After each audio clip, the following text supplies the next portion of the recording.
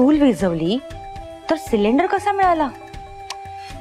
नाही नाही नाही, हे स्वानंदीला एकटीला करणं शक्य नाही. कोणतरी तिची मदत करत असेल, पण कोण? हे सगळं ना मम्मा आणि मी एकमेकींच्या विरोधात आहोत ना म्हणून होतंय.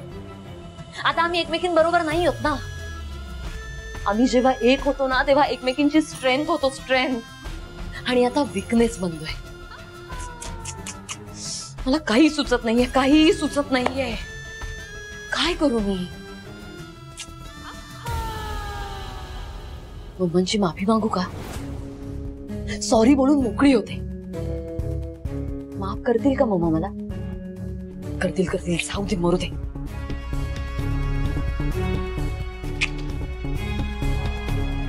मी का माफी मागू?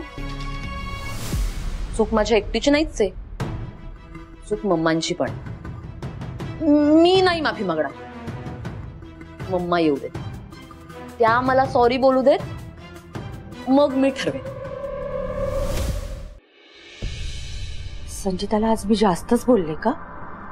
पण नाही, ती पण कशी वागत होती, चुरू चुरू बोलत होती. मी सासू आहे याचा मान नको का ठेवायला काही? पण नाही. पण संचिताच्या आयडिया खूप भारी असतात ना.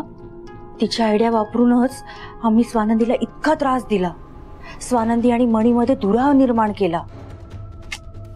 ती लहान आहे समजून तिचं ऐकायला पाहिजे होतं. ती आणि मी एकत्र असतो तर स्वानंदी बरोबर जाळ्यात अडकली असती.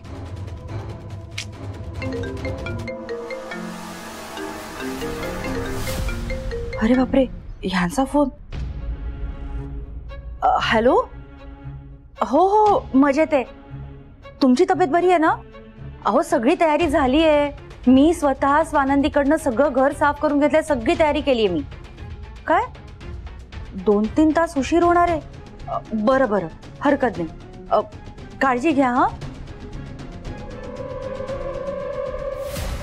वा, त्या पाहुण्याने यायला 2-3 तास उशीर होणार आहे. म्हणजे माझ्याकडे 2-3 तास अजून आहेत स्वानंदीला त्रास द्यायला.